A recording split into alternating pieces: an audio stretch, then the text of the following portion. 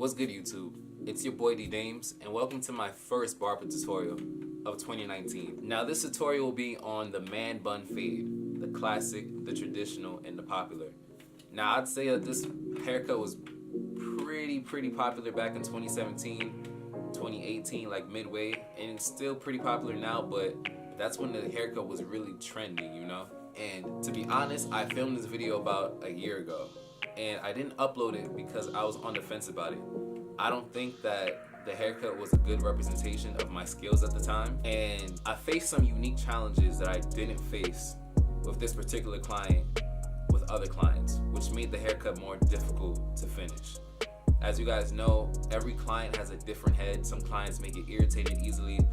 Of course, different clients have different textured hair. So it was just a few of these unique challenges and one client that made the haircut more difficult than previous. So I didn't upload it, but when I took a look at the footage actually a few days ago, I thought to myself, you know what? F it.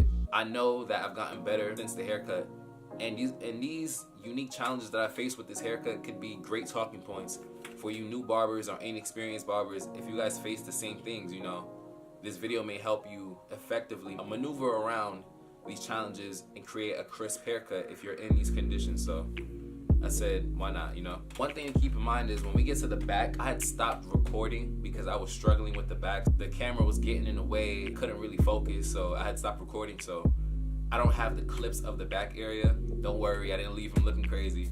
I just don't have the clips for it. Alright, so as usual, I'm gonna start off the haircut by creating my first guideline. So I use my Andy's TL liners to create the first guideline at about the temple of his head.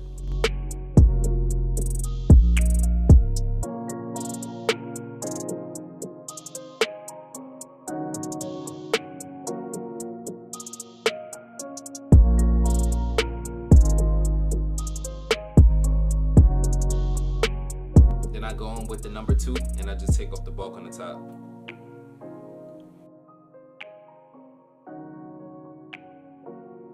But at this point in the video, I realized my client wanted to go a little lighter, so I switched to number 1.5.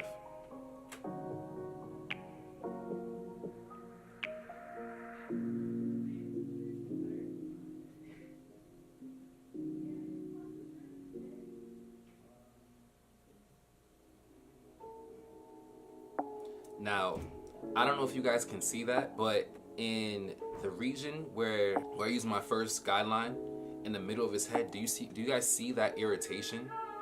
That irritation, it was like, and this isn't me, don't get it confused, this isn't me talking any crap about my client or nothing like that. It's just the reality of the situation.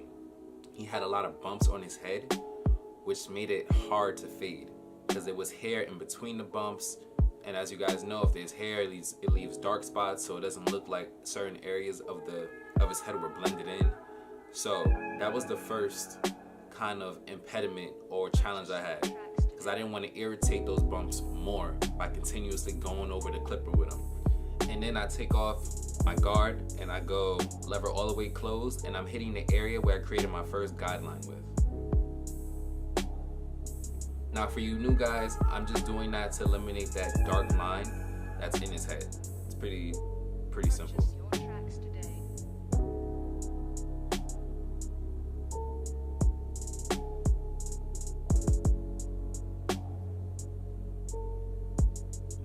Now I'm not gonna lie, at this point in the video, I was kind of worried about hitting those bumps with no guard on the clipper. I didn't want any of those to pop or to get more irritated.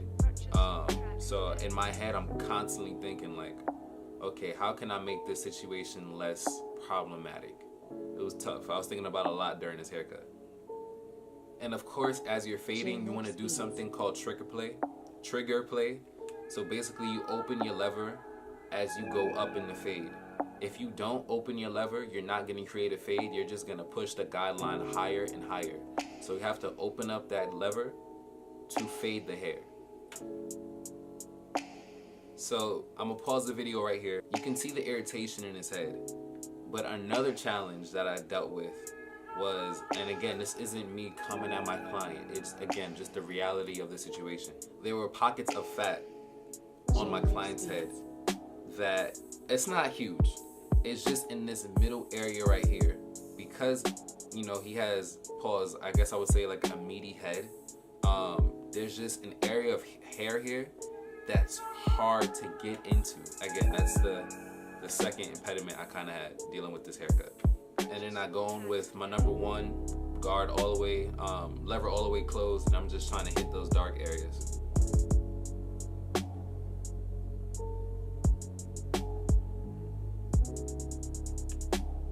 Now, at that point in the haircut, that's when I had stopped recording the back area, and I had just done it without the camera on. The camera again was just getting in the way, and I had to think about how I was gonna blend all those areas in, which came to my third problem. My client was very sweaty. And as you guys know, it's hard to cut wet hair, because if you try to cut wet hair, you're not really gonna cut anything. It's just gonna be your clipper gliding. And he was sweaty the entire haircut. So keep in mind, I'm trying to blend the dark areas in while having to find a way to avoid the bumps or make them less irritated while dealing with that kind of deep pocket of fat while he was sweaty, so my clipper wasn't even really hitting the hair. So throughout the video, I was constantly like patting his head down with a tissue, but to be honest, that really didn't help. So those three things right there really caused this haircut to be a headache for me, especially in the back area. So again, it's the same as the steps for the right side of the head on the left side. I'm going in with my lever all the way closed with no guard on, and I'm making my first guideline on the left side.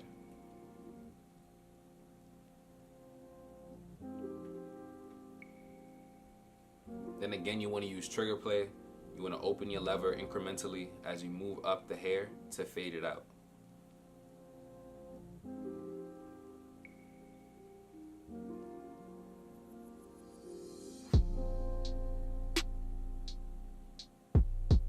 Then I go on with my number 0 guard, and I'm trying to blend those areas out.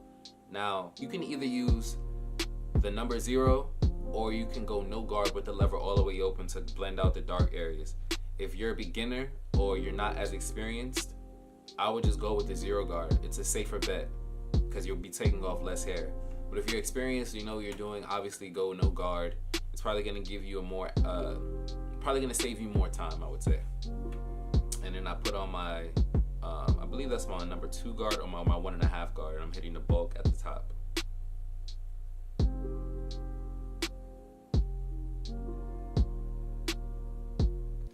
Now, the hairs at the top where the bun is, you want to be careful. You don't really want to nick those hairs because that's obviously the hairs that the bun is attached to. So take your time in those areas. You want to be very delicate in that situation. And again, if you're doing this haircut, I would recommend a 1.5 or 2 going into that region. I don't really suggest making that area super light.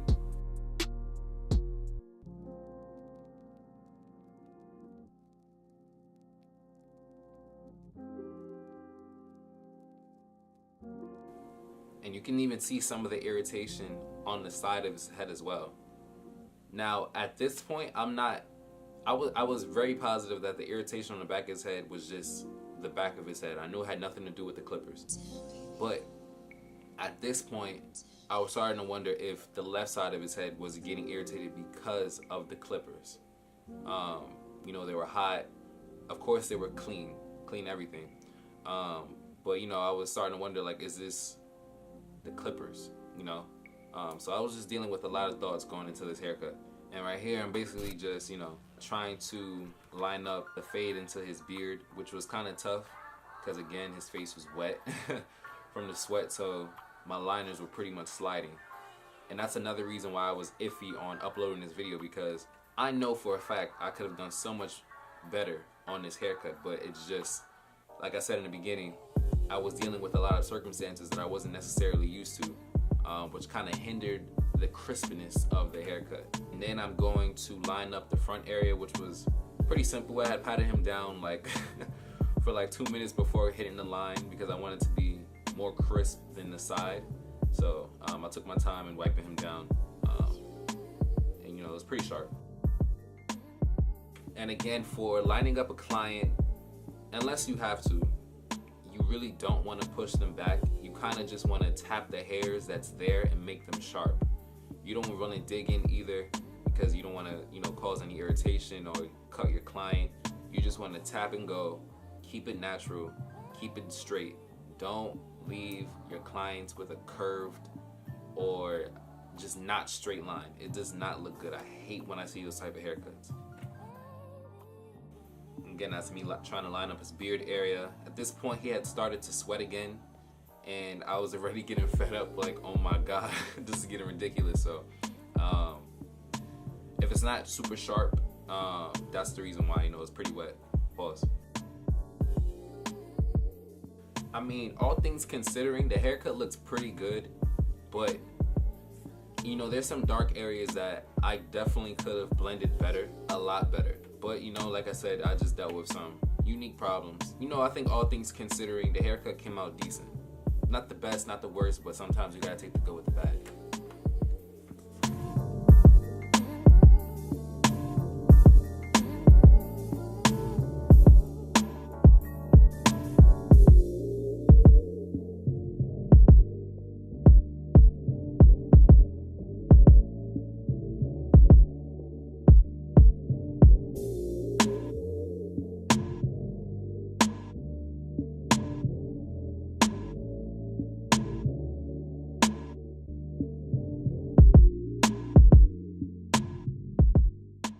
That's pretty much gonna wrap up the video.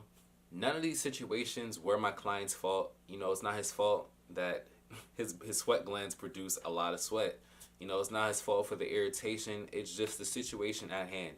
So for you barbers that experience similar situations, I hope this video can help you guys out.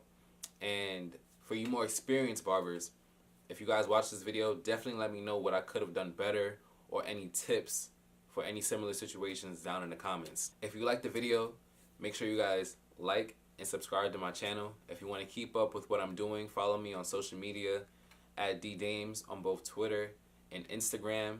As always, stay blessed, and I'll be giving you guys the next one soon. Deuce.